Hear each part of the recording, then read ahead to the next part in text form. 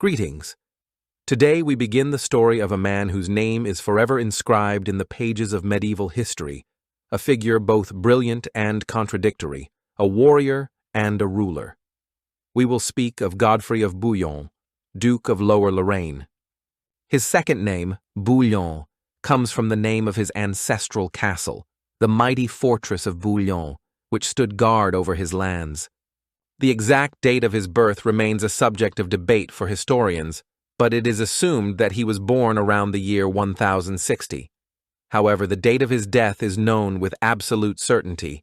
It is the year 1100. The reasons that led to his demise at a relatively young age are still shrouded in mystery and give rise to various suppositions. Godfrey of Bouillon entered history primarily as one of the key leaders of the First Crusade. This grandiose military and religious campaign took place at the end of the 11th century, in the period from 1096 to 1099. The question of whether he was the main, most influential leader of this large-scale enterprise remains open. Disputes among researchers continue to this day. Some assign him a central role, emphasizing his piety and military talents. Others point to the presence of no less significant figures among the Crusader leaders. However, one thing can be asserted with complete confidence. An impressive army gathered under his banners. It numbered about 20,000 warriors, assembled predominantly in his native Lorraine and neighboring lands. And one more fact is well known and beyond doubt. After the Crusaders, having passed through incredible difficulties and bloody battles, finally reached their cherished goal, Jerusalem, and after they managed to temporarily recapture this holy city from the Muslims, Godfrey of Bouillon was honored with a completely unusual and unique title. He became the defender of the Holy Sepulchre. This title emphasized his special role in the liberation of Christian holy sites. But before we delve into the vicissitudes of the First Crusade and Godfrey's role in it, let us go back a little to the very origins and understand what Lorraine represented. This land, this region in the heart of Europe, was a true apple of discord for many centuries. It became the object of constant disputes and conflicts between two powerful neighbors, France and Germany. The formation of Lorraine as a separate political entity dates back to the 9th century. This happened as a result of one of the most important European historical events of that time. On August 11th, 843, three grandsons of the legendary Emperor Charlemagne, sons of his successor, King of the Franks Louis the Pious, met to decide the fate of a vast empire. These grandsons were named Lothair I, Charles II, nicknamed the Bald, and Louis II, known in history as Louis the German. In the city of Verdun, they concluded the famous Treaty of Verdun. This was an agreement on the division of the colossal Frankish Empire created by the labors of their illustrious grandfather. According to the terms of the Treaty of Verdun, the West Frankish Kingdom, which became the forerunner of modern France, went to Charles the Bald. The East Frankish Kingdom, from which Germany later grew, went to Louis the German. And between these two large state formations, a kind of corridor was left. This corridor was initially more of an imaginary line on a map, but then it turned into quite real lands, stretching from south to north. It included part of northern Italy, once conquered by Charlemagne himself. It also included vast and strategically important territories along the course of the mighty European River Rhine. It was this very elongated stretch of land, caught between future France and Germany, that received the name Lorraine. This name was given in honor of the eldest of the three brothers, Emperor Lothair I, to whom these middle possessions fell. Thus, Lorraine, from its very birth, found itself in a complex geopolitical position, being a buffer zone between two strengthening powers. Lothair's kingdom, created in this way, proved to be fragile from the very beginning and, as history showed, unviable in its original borders. It was too elongated, too heterogeneous in its composition, and too vulnerable to external encroachments. Internal contradictions and constant pressure from stronger and more consolidated neighbors predetermined its further fate. Later, already in the middle of the 10th century, around 959, This vast kingdom was divided into two parts. The duchies of Upper Lorraine and Lower Lorraine were formed. It was in Lower Lorraine that Godfrey of Bouillon's ancestral possessions were located, including Bouillon Castle. If we look at the modern political map of Europe, we will see that the lands that once constituted Lower Lorraine, in particular the fertile valley of the Meuse River, today belong to several European states. Partly they are located on the territory of the Kingdom of Belgium. Partly they are part of the French Republic, the Federal Republic of Germany, and the Grand Duchy of Luxembourg. Such is the complex and centuries-old history of this region, which became the cradle for many noble aristocratic families and the arena for countless political intrigues and bloody military conflicts. The economy of Lorraine in those times was based on agriculture, as well as on trade routes passing through its territory, which made it a fairly prosperous region, despite political instability.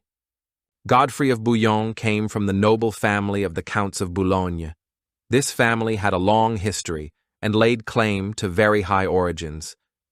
The Counts of Boulogne asserted that their lineage traced directly back to the Carolingian dynasty, to the descendants of Charlemagne himself.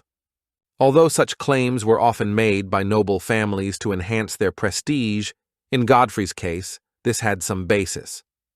At least, his mother, Ida of Lorraine, was a woman of very noble birth and undoubtedly a descendant of Charlemagne through the female line. She was famous for her piety and wisdom, and her influence on her son was undoubtedly great. Ida's brother, Godfrey's uncle, bore the name Godfrey the Hunchback and was Duke of Lower Lorraine. He had no children of his own and loved his nephew very much. It was he, seeing in young Godfrey a worthy successor, who bequeathed to him his high title of Duke of Lower Lorraine, as well as significant landholdings. This happened in 1076, after the death of Godfrey the Hunchback. Godfrey's father, Eustace II, Count of Boulogne, was also a prominent figure of his time. He was known as a loyal friend and devoted supporter of the German Emperor Henry IV. This emperor went down in history for his fierce and irreconcilable confrontation with one of the brightest and most influential figures in the history of the papacy, Pope Gregory VII. Pope Gregory VII was a man of desperate courage, a charismatic leader, and a zealous reformer of the Church, striving to assert the supremacy of papal power over secular rulers. The conflict between Henry IV and Gregory VII, known as the investiture controversy, that is, for the right to appoint bishops, shook all of Europe. A widely known episode occurred in January 1077, when Emperor Henry IV was forced to perform a humiliating 3-day penance before the Pope. He stood barefoot in the snow at the walls of Canossa Castle in northern Italy, begging for forgiveness from the powerful pontiff. Eustace II, being on the emperor's side, inevitably found himself in hostile relations with the Pope of Rome and his supporters. There is a version, shared by some historians, that Godfrey of Bouillon's personal enthusiasm and his ardent desire to participate in the First Crusade were partly related to a deep inner aspiration. He might have wanted to atone for his father's sin, his opposition to the very head of the Catholic Church, and thereby restore the good name of his family in the eyes of Rome. When Godfrey of Bouillon reached the pinnacle of his fame, becoming the defender of the Holy Sepulchre in Jerusalem, popular rumor, as often happens with heroes, began to attribute to him retrospectively an extraordinary, almost mystical origin. Legends spread that he traced his lineage not just from noble ancestors, but from a certain mysterious Swan Knight. This Swan Knight was a popular character in Lotharingian and Germanic medieval sagas and legends. He was the personification of ideal chivalry, a symbol of purity, courage, and nobility. According to these traditions, the Swan Knight would arrive in a boat drawn by a swan to help those in need, perform heroic deeds, and mysteriously disappear. This legend, linking Godfrey with such a romantic image, further strengthened his authority and gave his figure a heroic aura. It was also said that his pious mother, Ida, at his birth, had received some divine prophecy about the great future destined for her son, about his special mission. These legends, of course, had no real historical basis, but they reflected the admiration and reverence with which Godfrey was regarded by his contemporaries and descendants. The Counts of Bouillon, from whose family Godfrey originated, were considered very wealthy people, even by the standards of European nobility of that time. Their possessions, especially in Lower Lorraine, were quite extensive and fertile.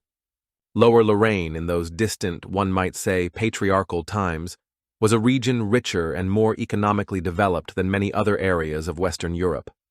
Agriculture flourished there, and its location at the intersection of important trade routes contributed to the development of crafts and commerce. This provided the Counts of Bouillon with stable and significant income. However, in the position of Godfrey of Bouillon himself, despite his nobility and wealth, there was one significant nuance that cannot be overlooked. The fact is that a considerable part of his landholdings, including the very title of Duke of Lower Lorraine, he received from the grateful Emperor Henry IV.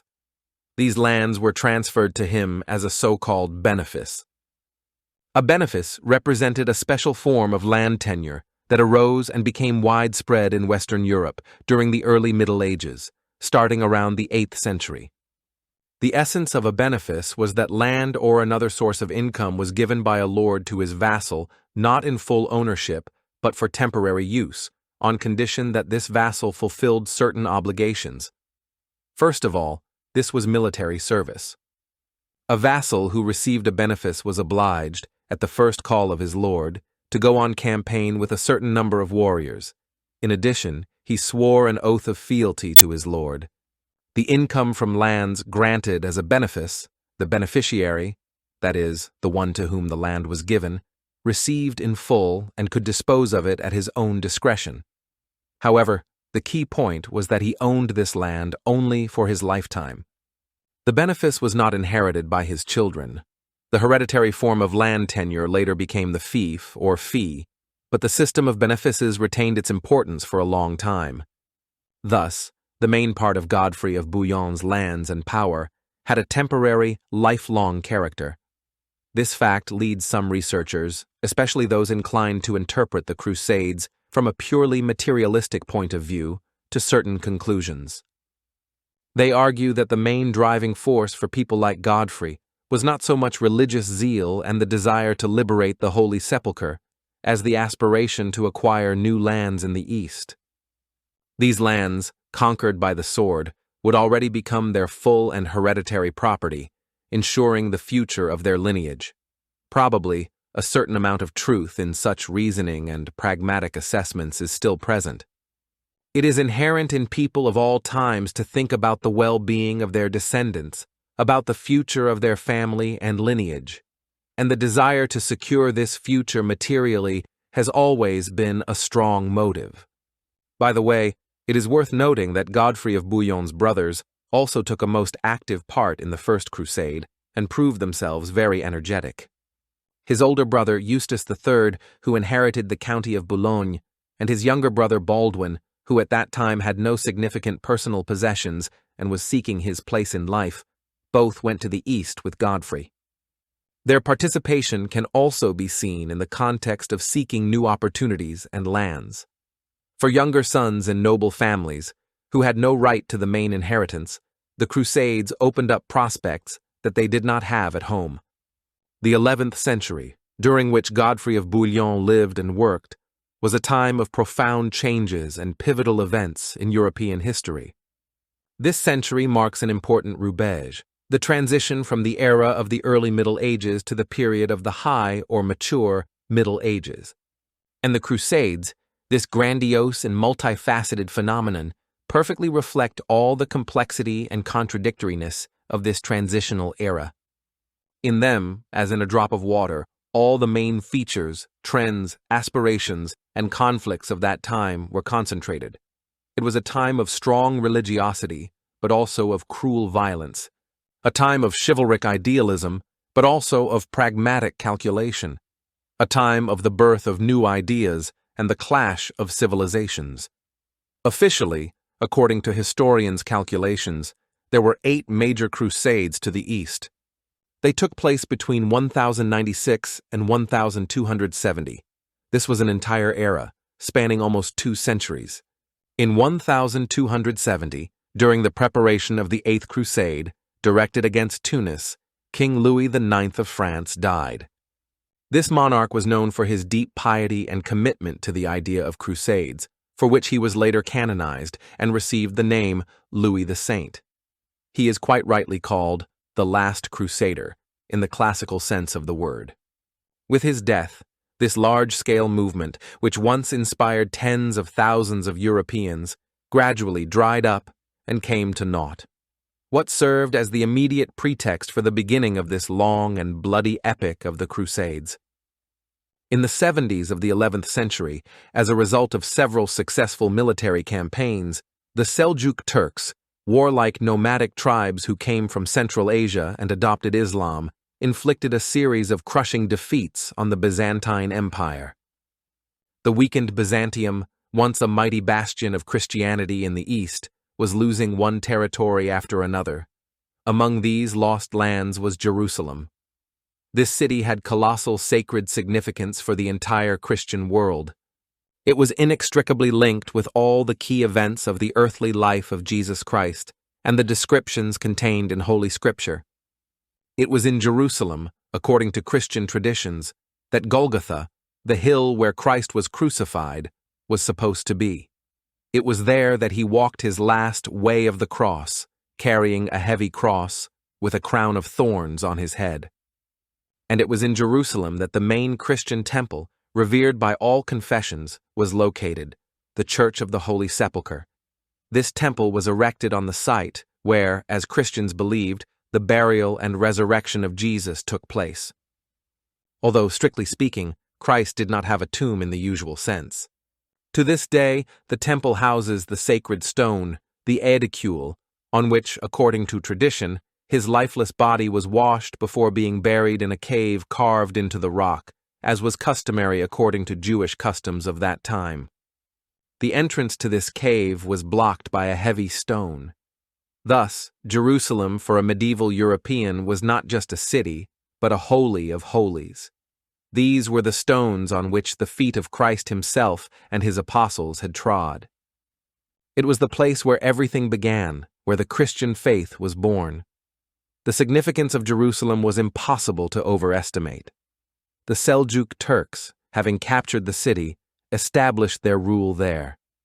They began to build mosques, including on the Temple Mount, where the Jewish temple had previously stood, and placed their Muslim holy sites there, such as the Dome of the Rock and the Al-Aqsa Mosque. And religious feelings in Western Europe in this era were extremely strong and played a huge role in people's lives. The news that the Holy Land and its main shrines were in the hands of infidels, as Muslims were then called, caused deep indignation and sorrow among Christians. In November of 1095, an event occurred that became the starting point of the First Crusade. In the southern French city of Clermont, Pope Urban II, one of the key figures in the history of the Catholic Church, convened a large church council. Urban II was an extraordinary man.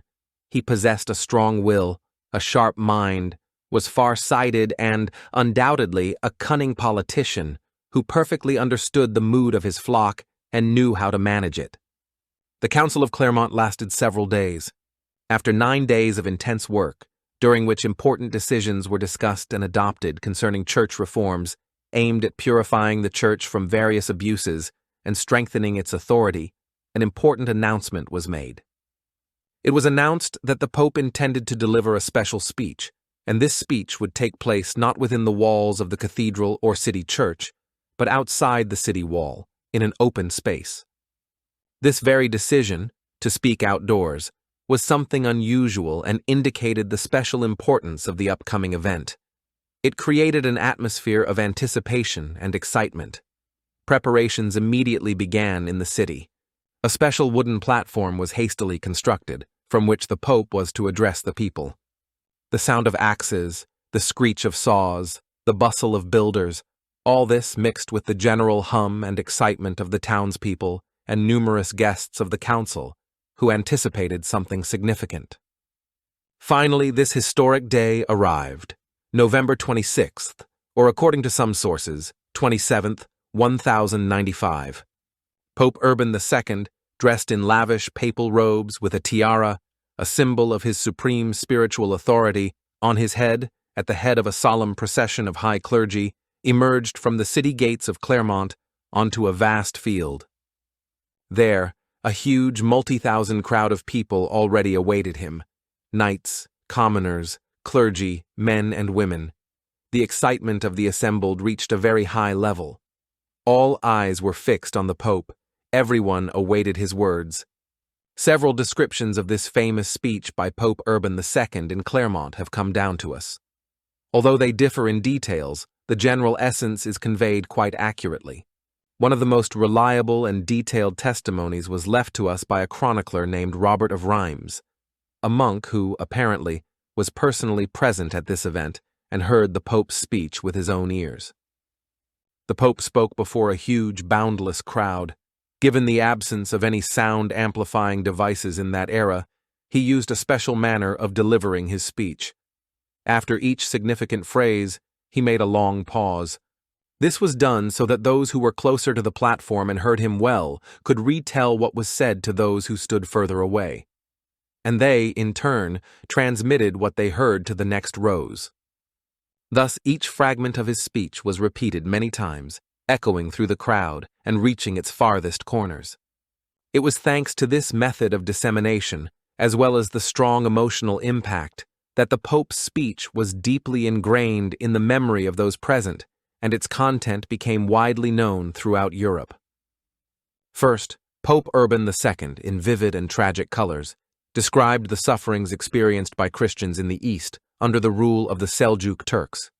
He spoke of the oppression of pilgrims, the desecration of holy sites, the violence and humiliation to which their co-religionists were subjected. These words evoked a deep emotional response from the listeners. According to eyewitnesses, a general cry and lamentation arose from the crowd. In general, it should be noted that medieval man expressed his feelings much more openly and violently than people of later, more rational eras. A certain childishness of worldview, emotional immediacy, and simplicity, characteristic of early civilizations, was preserved in him.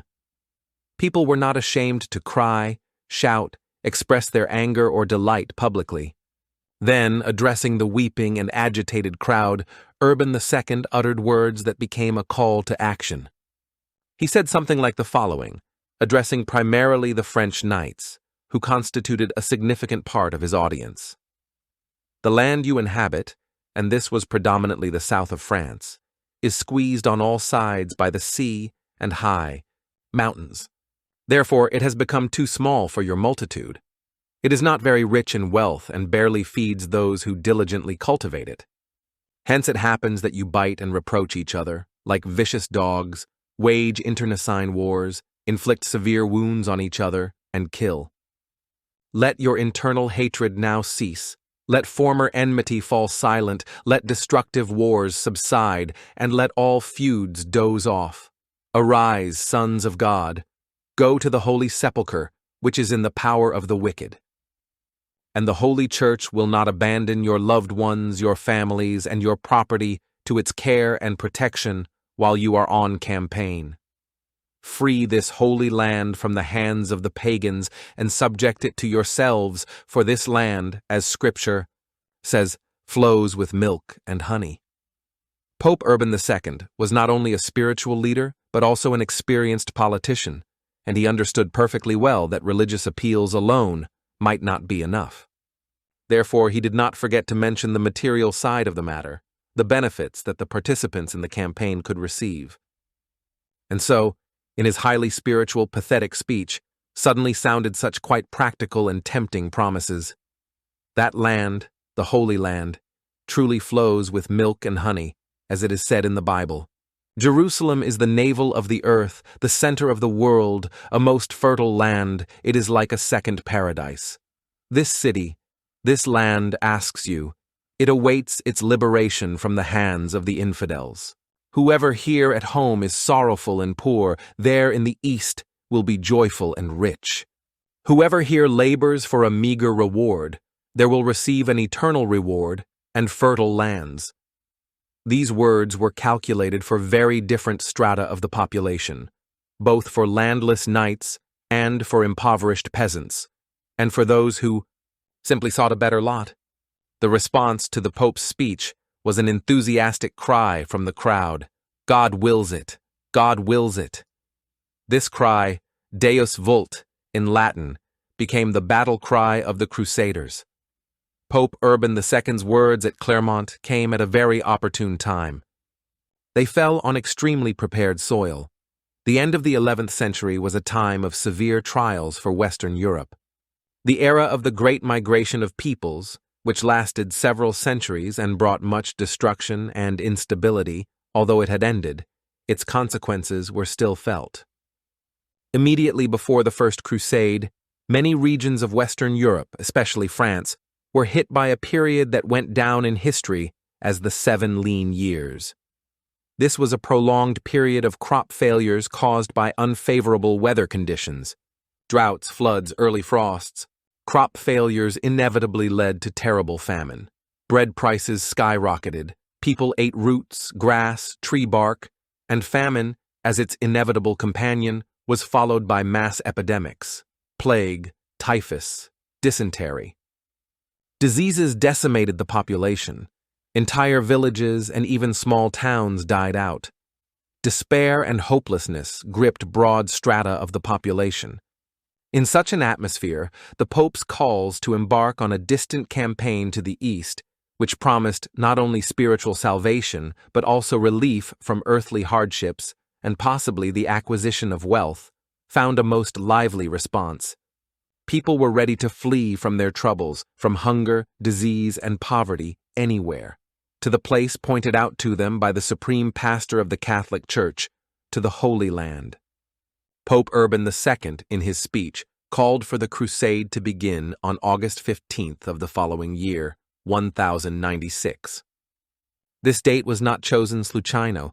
It was an important church holiday, the day of the Assumption of the Blessed Virgin Mary. However, many peasants, seized by religious enthusiasm and driven to despair by their dire situation, could not or did not want to wait so long. They began to gather in detachments and set out on the campaign much earlier than the specified date. Unfortunately for them, they left even before the harvest of 1096, which, ironically, turned out to be unusually abundant and could have alleviated their suffering had they stayed home. The beginning of the Crusades era was marked by tragic and truly horrific events, precisely related to these spontaneous peasant militias. These poor, poorly armed, and completely disorganized peasants, led by fanatical preachers like Peter the Hermit of Amiens or Walter Sans Avoir, had not the slightest idea where they were going. They knew nothing about the real distances they had to cover, nor about the geography of the lands through which their path lay, nor about the peoples inhabiting these lands. Their knowledge was limited to rumors and their own naive notions. It is said that, upon seeing a large European city from afar, for example, in Germany or Hungary, and seeing the high spires of its cathedrals, they would hopefully ask each other, "Is this not Jerusalem?" This very clearly characterizes their complete ignorance. Initially, the very expression crusades did not yet exist. Contemporaries called these enterprises differently. They said the way to the Holy Sepulchre, the Holy Way, or simply pilgrimage, albeit an armed one. It was precisely as a pilgrimage that many of its participants, especially in the early stages, perceived this movement. And the name Crusades arose somewhat later and became established in history because the participants in this movement, setting out for the East, sewed crosses of cloth, usually red, onto their clothing, usually on the shoulder or chest. This cross symbolized their vow to liberate the Holy Land and was a sign of their belonging to the sacred army of Christ. Some, the most fanatical and exalted participants, might in a fit of religious fervor even burn or cut the image of a cross on their body, on their skin. The spiritual, religious component of this movement was undoubtedly very important and played a huge role, especially in motivating ordinary people. However, in later, more rationally thinking eras, for example, in the 18th century, during the Enlightenment, many philosophers and historians gave the Crusades an extremely negative assessment.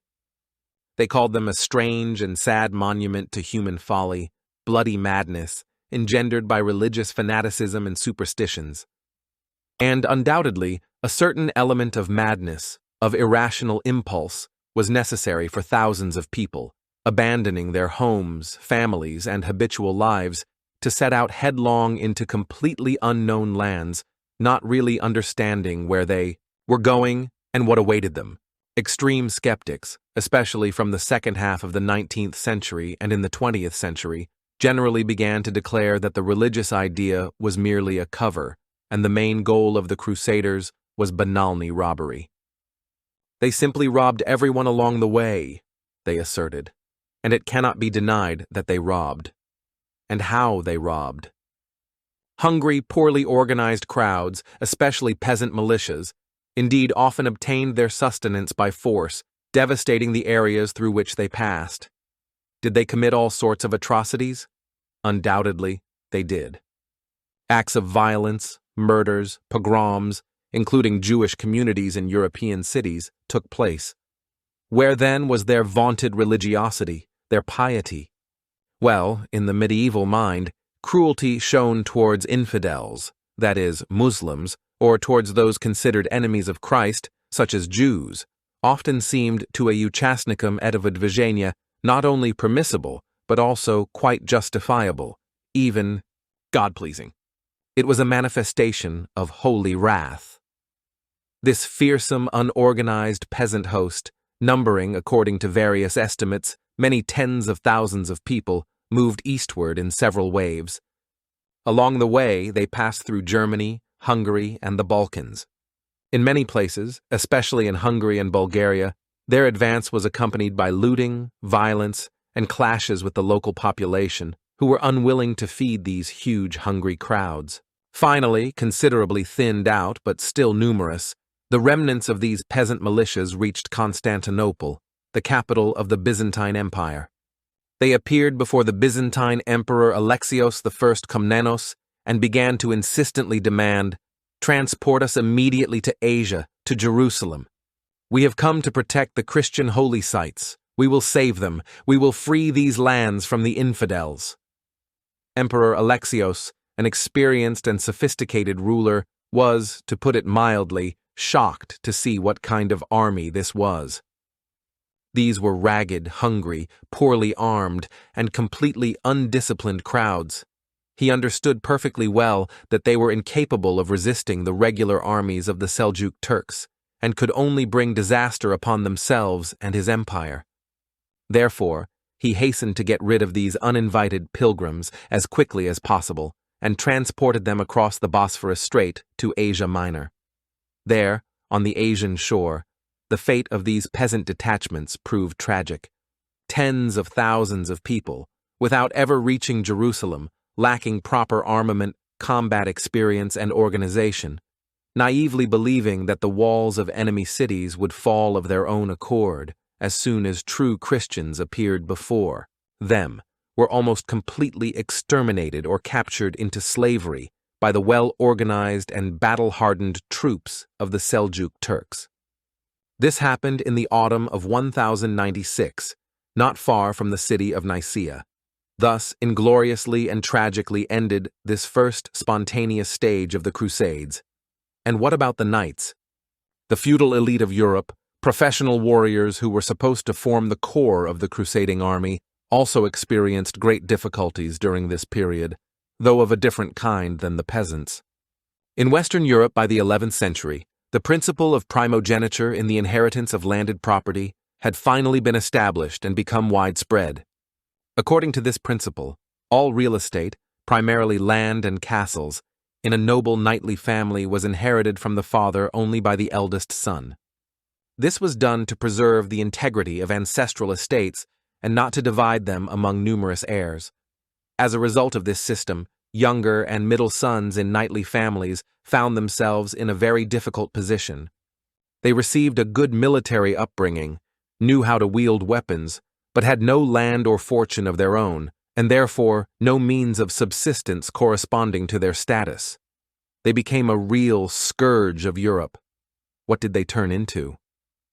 None of these young men, brought up in the traditions of chivalric honor and contempt for physical labor, would go to plow the land or engage in crafts. These were trained, well-armed, and often very ambitious people. And they naturally, finding no other application for their strength and skills, often turned into professional mercenaries, adventurers, or, what was even worse, common robbers. Western Europe in the 11th century was engulfed by such a nightmare as nightly banditry. Roads became unsafe.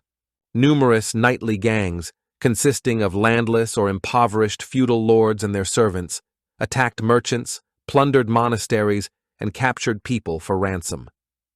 This was a very familiar phenomenon, which, alas, did not remain only in the distant Middle Ages, but was repeated in various forms in other eras. The Church tried to combat this evil, proclaiming the peace of God and the truce of God, periods when it was forbidden to wage wars and plunder, but these measures had only limited success. The Christian Church, which by its vocation should have pacified its flock, ensured spiritual tranquility, and guided people on the path of salvation, keenly felt its responsibility for what was happening in Europe.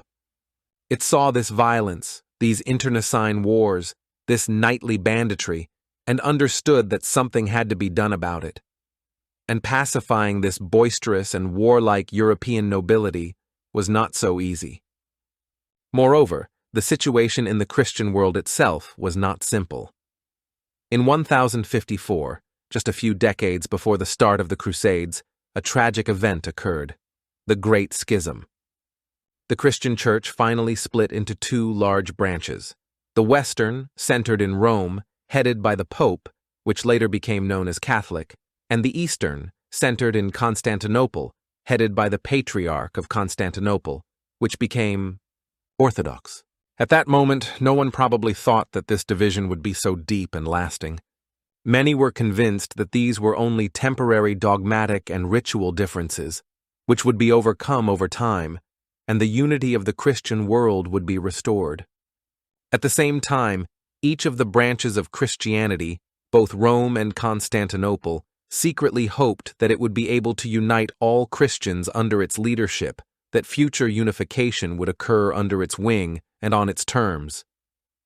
And therefore, the idea of such a grandiose pan-European event as a crusade to the East was, to a certain extent, logical and corresponded to the interests of many parties. For the papacy, it was an opportunity to strengthen its authority, lead a large-scale movement, direct the aggressive energy of European knighthood outwards to fight against the infidels, and possibly even to extend its influence to the Eastern churches. For the knights, it was a chance to gain fame, wealth, new lands, and of course to fulfill their Christian duty. For the common people, hope for a better life and salvation of the soul. Thus, the crusade represented a complex mixture of very different motives and aspirations. In it, sincere spiritual ideas and deep religious faith, political ambitions and cunning calculations of rulers and church hierarchs, as well as quite earthly material interests of its participants, were intertwined. However, the significance of the religious element should by no means be underestimated. For a medieval person, living in a world where religion permeated all aspects of existence, the church was not just a place for prayer. It was practically the only center of spiritual culture and enlightenment. In churches, people saw beautiful works of painting, frescoes and icons, admired the radiance of multicolored stained glass windows, listened to majestic church music and choral singing. There was even a church theater that staged scenes from Holy Scripture. It was in monasteries and church schools that knowledge was preserved and transmitted, chronicles were kept, and books were copied. Of course, in such conditions, the church had enormous influence on the minds and souls of people. And the terrible and naturalistic depictions of the torments of sinners in hell, which were often placed on the walls of cathedrals, served as a constant reminder of the need for repentance and God-pleasing deeds.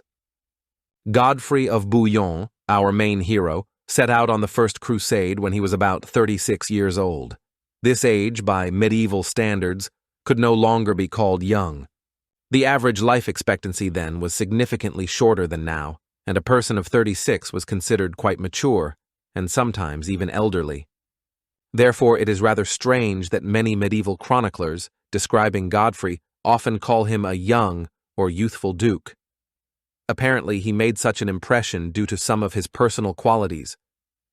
Perhaps he was distinguished by a special ardor and hot-headedness of nature, indomitable energy, a passionate desire and ability to fight. And also, as some sources note, he possessed an attractive appearance, was tall, strong, and well-built. All these qualities, valor in battle, energy, pleasant appearance, noble origin, were absolutely mandatory for the ideal knight of that era.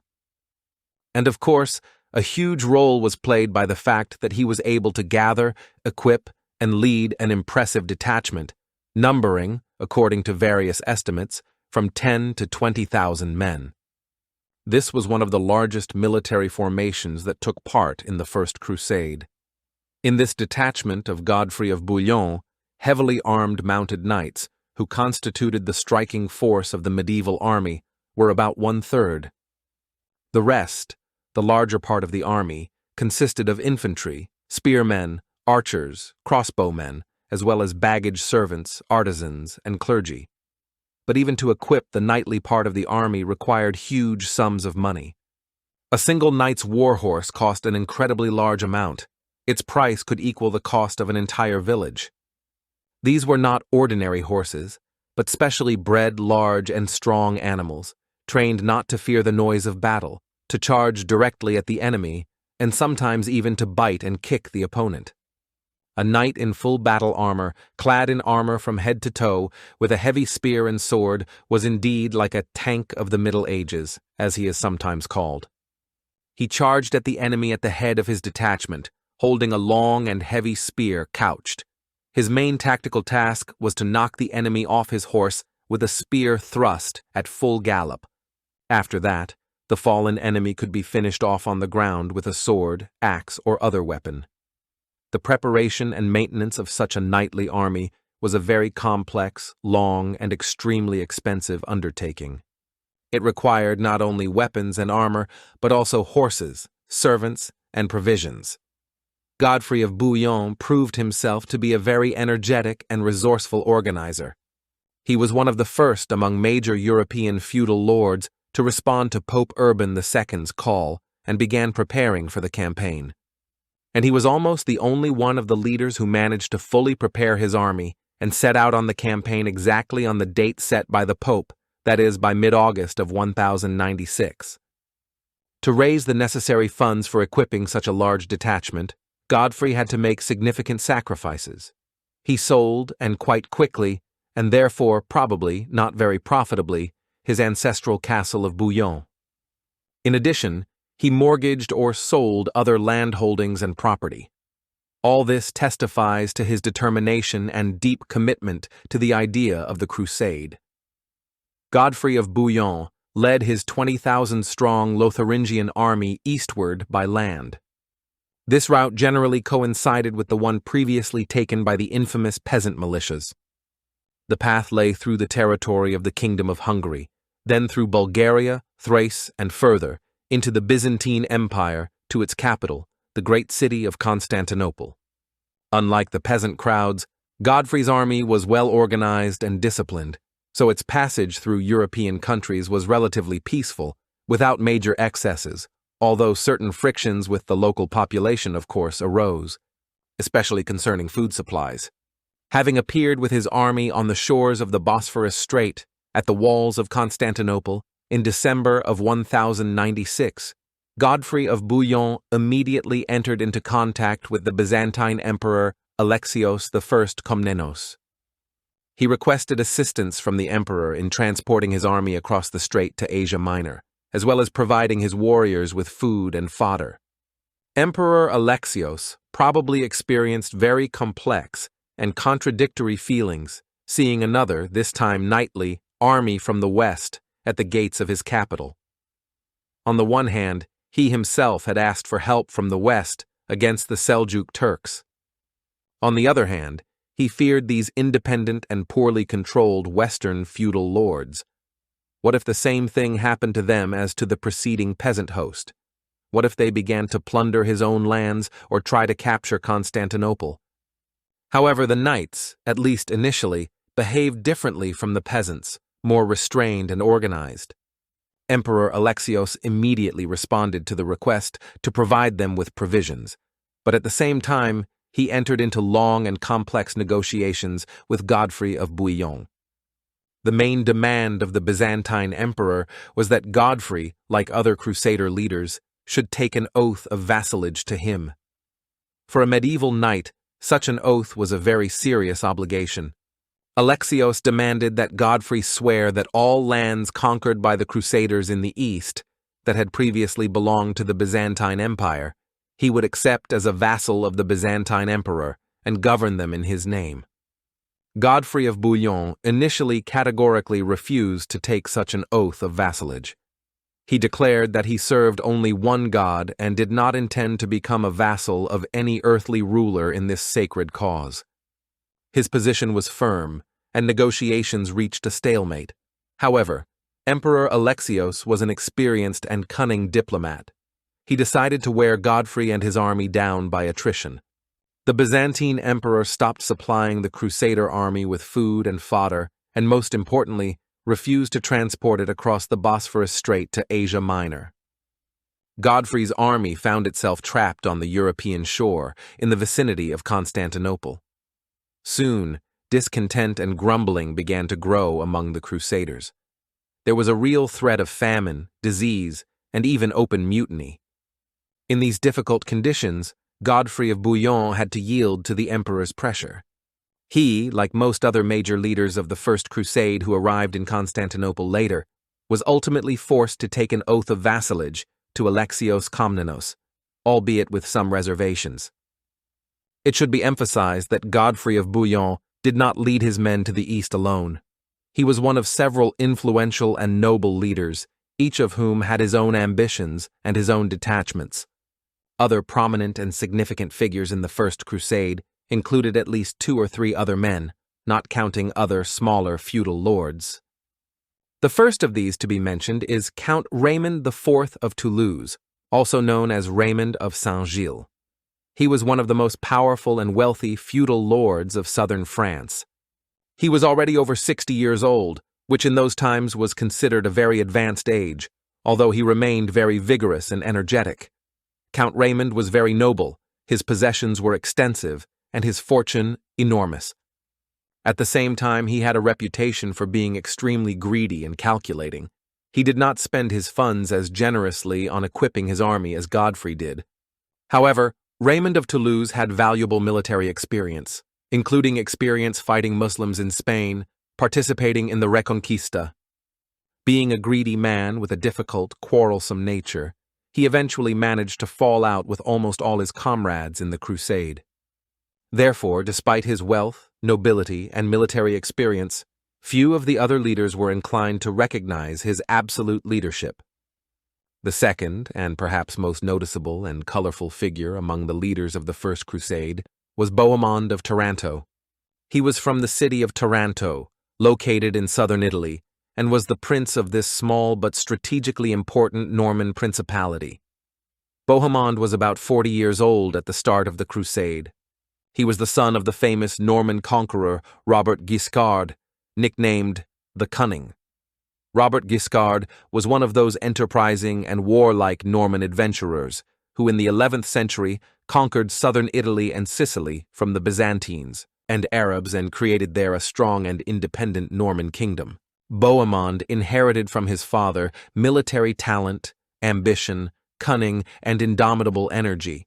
He viewed the crusade not only as a religious duty, but also as an excellent opportunity to create a new, larger principality for himself in the east.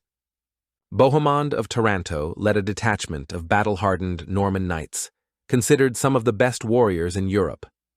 Among his associates was his nephew, a young knight named Tancred of Taranto. Tancred, in all medieval chronicles and later literary works, is presented as the personification of the ideal of chivalry. In him, incredible physical strength, boundless fearlessness, nobility of soul, and an almost complete lack of inclination towards political intrigue and greed were harmoniously combined. He was a true warrior of Christ. In addition to these secular leaders, a very important spiritual figure was also present in the Crusader army. This was the papal legate Adhemar of Le Puy, bishop of the city of Le Puy. Pope Urban II personally appointed Bishop Adhemar as the spiritual head of the First Crusade. Adhemar was a wise, respected man and enjoyed great authority among both the clergy and the knighthood. He tried to smooth over conflicts between the leaders and maintain morale in the army. Thus, it becomes obvious that one cannot assert that Godfrey of Bouillon was the sole and undisputed leader who could eventually take a leading position among the Crusaders. The competition for leadership was very fierce. After long and difficult negotiations, and only after Godfrey of Bouillon finally took an oath of vassalage to the Byzantine Emperor Alexios Komnenos, albeit reluctantly, his army was finally transported across the Bosphorus to Asia Minor. This happened in the spring of 1097. Godfrey and his Lotharingians became the first large knightly contingent to set foot on Asian soil. The first major battle in which the combined forces of the Crusaders participated took place at the walls of the city of Nicaea. Nicaea was a large and well-fortified city in Asia Minor, the capital of the Seljuk Sultanate of Rum. Only about 20 years earlier, in 1071, after the disastrous Battle of Manzikert for the Byzantines, this city had been conquered from Byzantium by the Seljuk Turks. The siege of Nicaea by the Crusaders lasted more than a month, from May to June of 1097. Godfrey of Bouillon, as befits a valiant knight, fought in the front ranks, displaying courage and bravery. However, judging by the data left to us by medieval chroniclers, in this battle he did not particularly distinguish himself among other knights and leaders. The siege was difficult. The Turks offered stubborn resistance. Ultimately, Nicaea was taken, but not so much by Crusader assault as a result of secret negotiations between the Byzantines and the city garrison. The Byzantine flag was raised over the walls of Nicaea, which caused some disappointment among the Crusaders, who had hoped for rich booty. The victory at Nicaea came at a heavy cost to the Crusaders. During the siege and assaults, about 2,000 Crusaders fell, which in those times was a very large loss for a relatively small knightly army. But even more severe trials awaited them ahead. After Nicaea, the Crusaders moved deeper into Asia Minor, suffering from heat, lack of water, and constant Turkish attacks. One of the most significant battles at this stage was the Battle of Dorylaeum in July of 1097, where the Crusaders, thanks to their courage and tactical superiority, won an important victory over superior Seljuk forces. However, the road to Jerusalem was still very long. The next serious obstacle on their path was the large and heavily fortified city of Antioch, located in the territory of modern Syria. The siege of Antioch, which began in October of 1097, proved to be incredibly difficult and protracted. It lasted almost 8 months. The Crusaders suffered from hunger, disease, a cold winter, and constant sorties by the besieged garrison. During one such skirmish or siege work, Godfrey of Bouillon received a serious wound that put him out of action for a long time. In the siege of Antioch, Bohemond of Taranto distinguished himself the most and proved to be an outstanding military commander and cunning politician. As a leader, he was much more prominent than Godfrey or Raymond of Toulouse at this stage. It was Bohemond, thanks to his connections and promises, who managed to bribe one of the garrison commanders, an Armenian named Firuz, who in June of 1098 opened the gates of one of the towers to the Crusaders. The city was taken, but the joy of victory was short-lived. Then events took an even more terrible and dramatic turn. Those who had just captured Antioch almost immediately found themselves in the position of the besieged. No sooner had the Crusaders entered the city and carried out a massacre of the Muslim population there Then a huge and strong army of Seljuk Turks under the command of Kerboga, Atabeg of Mosul, approached Antioch. This army surrounded Antioch, and now the Crusaders were trapped, without sufficient food supplies and almost without hope of outside help. The situation became desperate. Rumors spread that the Crusaders' cause in Antioch was very bad, almost hopeless. During the previous long siege and subsequent assault, the knights had already suffered terrible losses. Many had died of hunger, disease, and in battle. And now, faced with a new, even more formidable danger, despondency and despair began to grip even the most steadfast. And then, at the most critical moment, something extraordinary happens. A certain little-known Provençal priest, or, according to other data, a simple pilgrim named Peter Bartholomew appears. He declares that he had a miraculous vision. In a dream, St. Andrew the Apostle appeared to him and indicated a place in one of the Christian churches of Antioch, the Basilica of St. Peter, where a great treasure was buried, the Holy Lance. Whether this was the very spear with which, according to tradition, the Roman legionary Longinus pierced the side of Jesus Christ, crucified on the cross, to make sure of his death, or whether it was some other spear, which for some reason was considered a symbol of Christ's own spiritual power, is unclear. In general, believing these stories and hoping for a miracle, the exhausted and desperate Crusaders, inspired by the speeches of their leaders and clergy, begin a frantic search. If they find this holy spear, then victory over the enemy will be guaranteed to them by God. If not, then their cause is indeed bad. The spear they eventually found after several days of digging in the indicated place was, according to many modern historians and archaeologists, judging by its shape and material, most likely an ordinary Saracen or Syrian spear of that period. It could not possibly have been Roman or ancient in any way. But for the starving, exhausted, and fanatically Nestroanic knights, this was completely unimportant. They wanted to believe in a miracle, and they believed.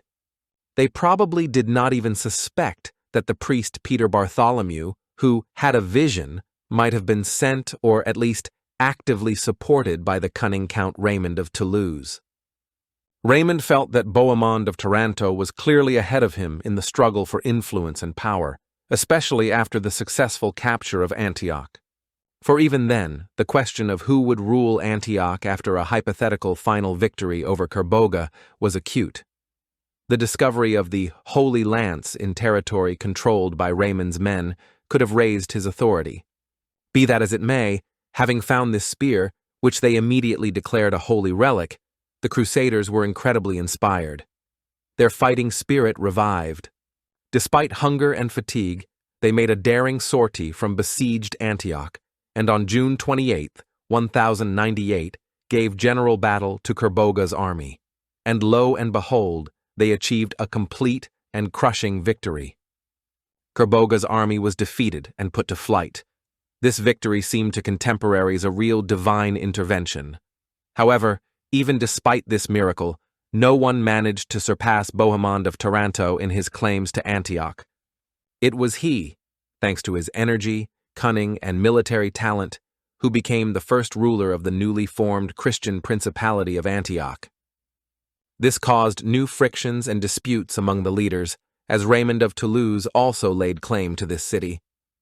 Quarrels and conflicts between co-religionists, especially in such a difficult and responsible mission as a crusade, were, of course, extremely impermissible and harmful to the common cause.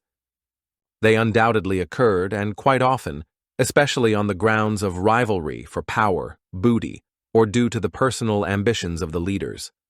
However, as a rule, it did not come to open homicide among the Crusaders themselves, although tension sometimes reached its limit. Spiritual leaders, such as Adhemar of Le Puy, who had died by then, tried to reconcile warring parties. Godfrey of Bouillon, having recovered from his wound and seeing that Antioch had fallen to Bohemond, did not get involved in further disputes over this city. He decided to move on towards the main goal of the entire campaign, Jerusalem. Other leaders went with him, including Raymond of Toulouse, who had not reconciled himself to the loss of Antioch, but also sought to be the first to reach the Holy City. The march on Jerusalem resumed at the end of 1098, beginning of 1099. The Crusader army was already significantly smaller than at the beginning of the journey, due to losses in battles, from diseases, and desertion. Descriptions of how the exhausted but determined Crusaders, after a long and difficult journey through Syria and Palestine, finally appeared before the walls of Jerusalem in early June of 1099, make a very strong impression. Upon seeing the holy walls of the city from afar, for which they had endured so many hardships, many Crusaders, according to chroniclers, fell to their knees, wept with joy and reverence, and kissed the ground.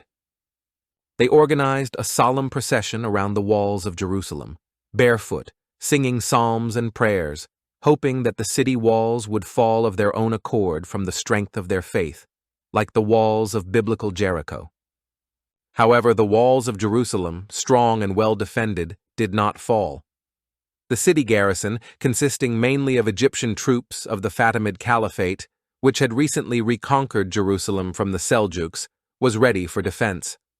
Godfrey of Bouillon was a deeply religious man, but he was also a pragmatic military commander, a realist who understood that faith alone would not take the city.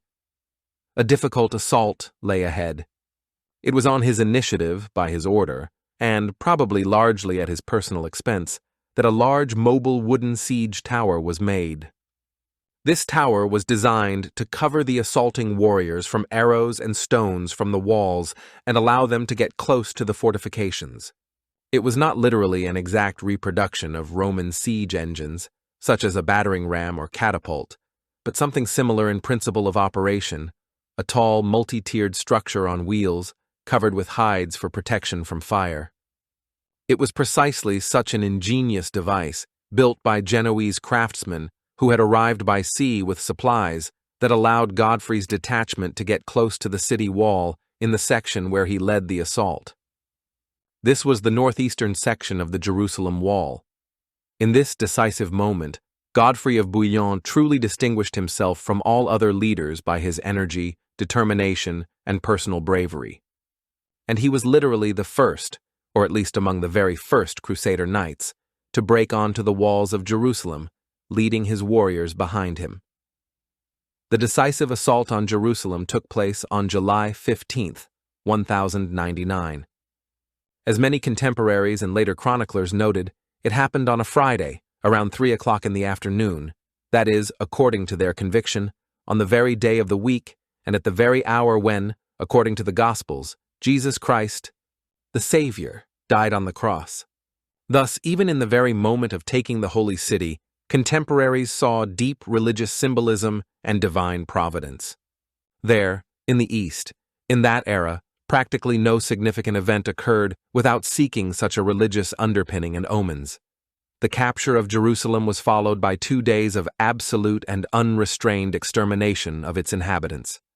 It was a most terrible massacre, one of the bloodiest and most cruel in medieval history. Even by the standards of that harsh era, when the capture of a city was often accompanied by violence and looting, what happened in Jerusalem was astounding in its ruthlessness.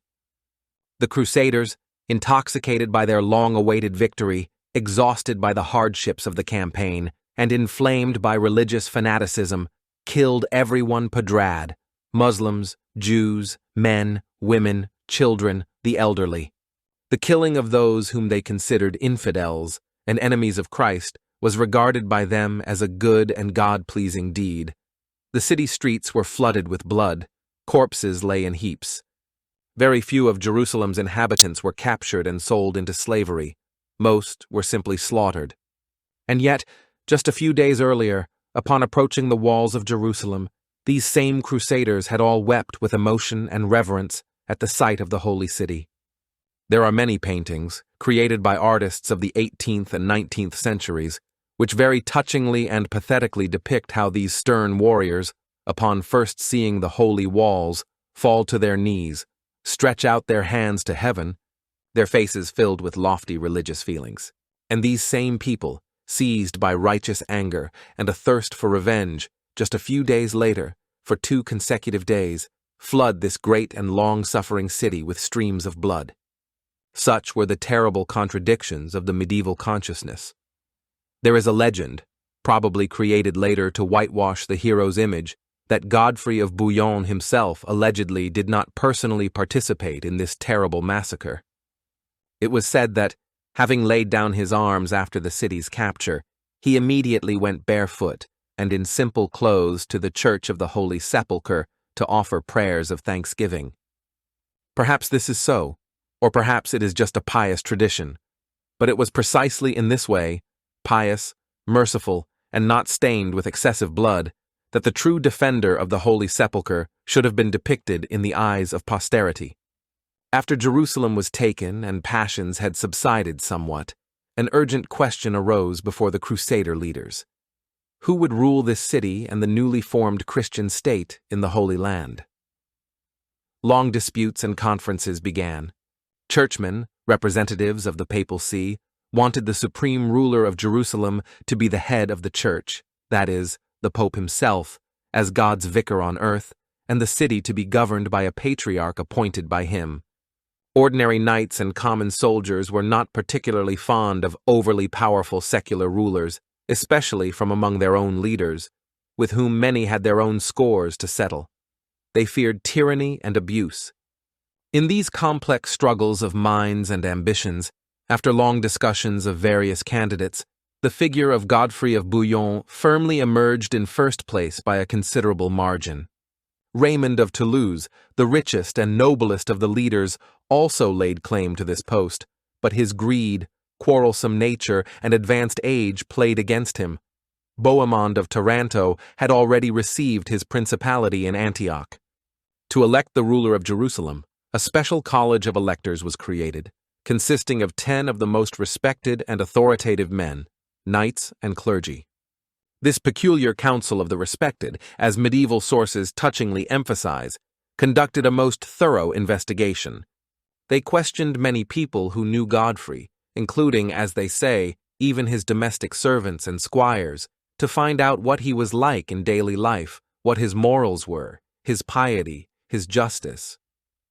And having reached the unanimous conclusion that Godfrey of Bouillon was indeed the most worthy candidate, a noble, brave, just, and deeply religious man, they elected him ruler of Jerusalem on July 22, 1099. However, Godfrey, true to his image of a pious warrior, immediately declared, "In the city where Jesus Christ himself wore a crown of thorns of suffering, I will not wear any royal crown or other diadem on my head."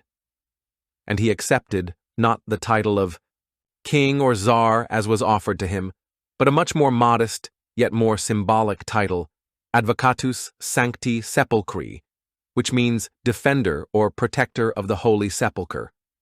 It was beautiful, noble, and in keeping with the spirit of the time. However, fate did not grant him a long life or the opportunity to rule for long in the Holy City. It is quite possible that he was poisoned by some envious rival or political opponent, of whom he undoubtedly had plenty, both among Christians and Muslims. But to prove this today, after so many centuries, is practically impossible. No direct evidence to this effect has survived. Godfrey of Bouillon was elected defender of the Holy Sepulchre in July of 1099, and already on July 18, 1100, he died in Jerusalem.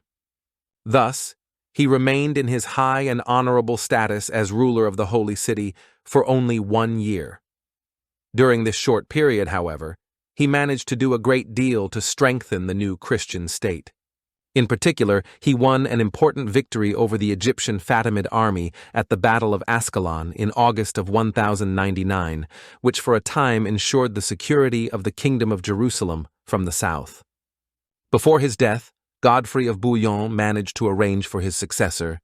Having no children of his own, he left his title and power to his younger brother, Baldwin of Boulogne, who at that time ruled the county of Edessa, another Crusader state founded in the east.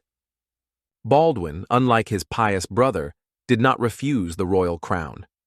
He arrived in Jerusalem, and on Christmas Day of 1100 was crowned the first king of the Kingdom of Jerusalem under the name Baldwin I.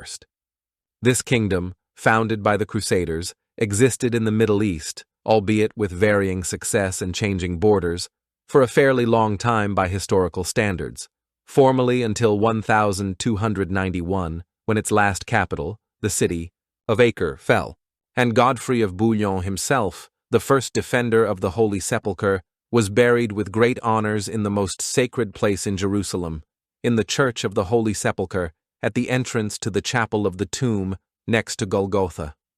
His tomb was a place of pilgrimage and veneration for many centuries. Unfortunately, in the 19th century, during one of the fires and subsequent restoration work in the church, his original grave was destroyed or badly damaged, and its exact location today is not entirely clear. But still, it can be said that Godfrey of Bouillon, as he perhaps had assumed when setting out on his distant and dangerous campaign, remained forever in the Holy Land, to which he dedicated the last years of his life and his military exploits. His name and image became legendary and a symbol of chivalric valor and Christian piety for many generations of Europeans.